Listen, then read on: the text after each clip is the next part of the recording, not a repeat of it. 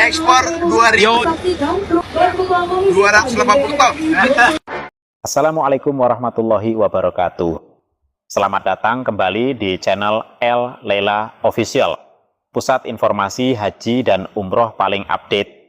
Dan di sini kita tidak hanya menginformasikan, tapi juga mengupas dari sisi sistemnya. Sebelum kita mulai, jangan lupa klik like, subscribe, dan aktifkan lonceng notifikasi, supaya sahabat semuanya tidak tertinggal update penting seputar Haji 2026. Sahabat semuanya, pemerintah Indonesia melalui Perum Bulog resmi melepas ekspor 2.280 ton beras premium untuk kebutuhan konsumsi jamaah haji Indonesia musim 2026 di Arab Saudi. Program ini disebut sebagai bentuk kemandirian pangan nasional, dukungan kualitas konsumsi jamaah, dan bagian dari diplomasi ekonomi Indonesia. Secara simbolik ini membanggakan.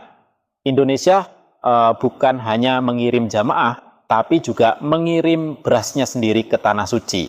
Tapi pertanyaannya, apakah ini benar-benar efisien? Apakah ini menurunkan biaya haji? Atau justru menambah komponen biaya baru? Sahabat semua, mengirim 2.280 ton beras bukan perkara kecil.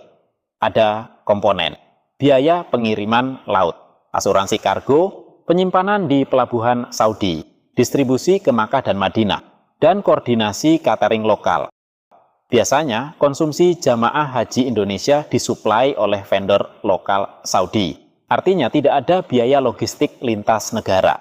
Sekarang, jika beras dikirim dari Indonesia, pertanyaannya, apakah totalnya lebih murah dibanding beli langsung di Saudi, atau ada subsidi silang yang tidak dijelaskan ke publik? Ini penting, karena biaya konsumsi adalah salah satu komponen dalam biaya penyelenggaraan ibadah haji 2026 yang diawasi oleh Kementerian Haji dan Umroh Republik Indonesia. Publik berhak tahu, apakah kebijakan ini berdampak pada efisiensi atau hanya kebanggaan simbolik? Sahabat semua, kita tidak bisa menutup mata. Setiap tahun selalu ada keluhan. Nasi terlalu lembek, rasa kurang cocok, dan standar catering tidak konsisten. Dengan beras Indonesia ada harapan, rasa lebih familiar, tekstur lebih sesuai selera jamaah, dan standar kualitas lebih terkontrol. Kalau ini benar-benar dijalankan dengan pengawasan ketat, ini bisa jadi peningkatan signifikan untuk kenyamanan jamaah. Karena ibadah fisik seperti haji sangat bergantung pada asupan makanan yang layak. Sahabat semuanya, langkah ini juga punya dimensi geopolitik. Mengirim beras ke Arab Saudi berarti Indonesia menunjukkan kapasitas produksi surplus. Ini bisa membuka jalur ekspor pangan jangka panjang. Artinya, haji bukan hanya ibadah, tapi juga pintu diplomasi ekonomi. Namun, lagi-lagi, semua itu harus tetap berpihak pada jamaah, bukan sekadar pencitraan. Lalu, apa yang perlu dikawal oleh publik? Sahabat semua, agar kebijakan ini benar-benar bermanfaat, ada 3 hal yang perlu dikawal. Pertama, transparansi harga per kilogram. Yang kedua, perbandingan biaya sebelum dan sesudah ekspor. Dan yang ketiga, audit distribusi di lapangan. Karena kalau tidak transparan, publik akan bertanya, apakah ini efisiensi atau hanya perubahan skema pengadaan? Dan kita belajar dari pengalaman masa lalu, logistik haji selalu rawan pembengkakan biaya jika tidak diawasi dengan baik.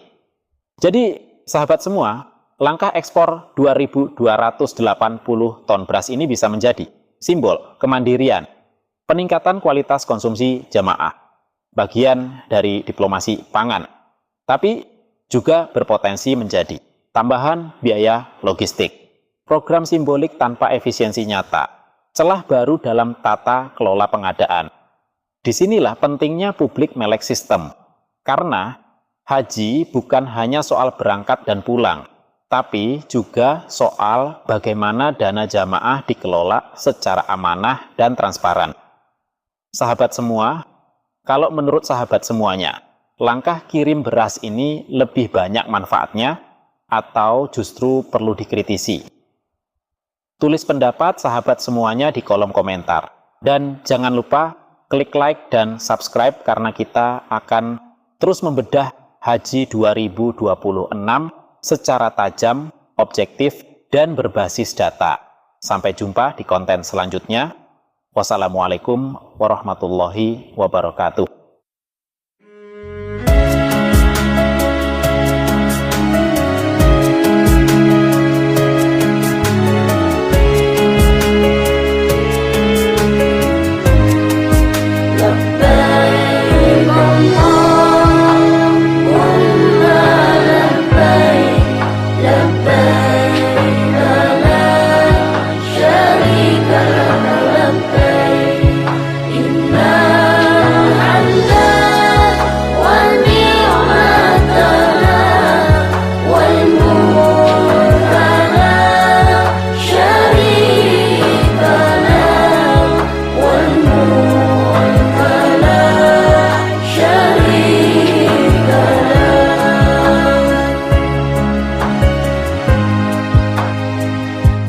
Ya Allah yang Maha Pemurah, beri kami sehat walafiat,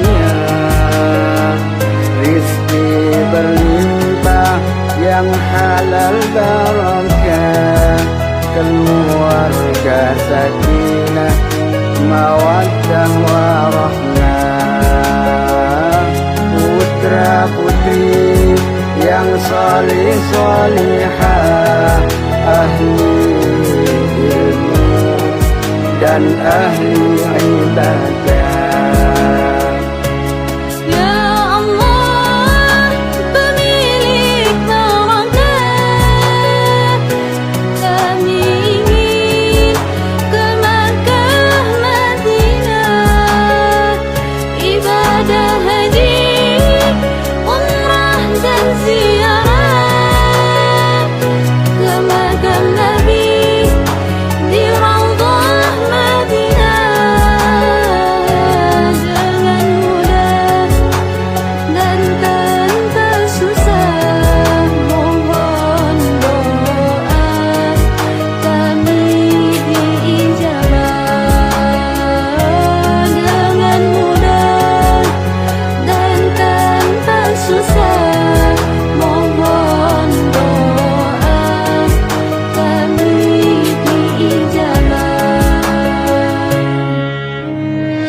Allahumma salli ala sayyidina Muhammad salatan tuballighuna biha hajja baitikal haram wa ziyarata qabri nabiyyika alaihi afdalus salati wassalam fi lutfin wa afiyatin wa salamatin wa qulubil maram wa ala alihi wa sahbihi wa barik wa sallim.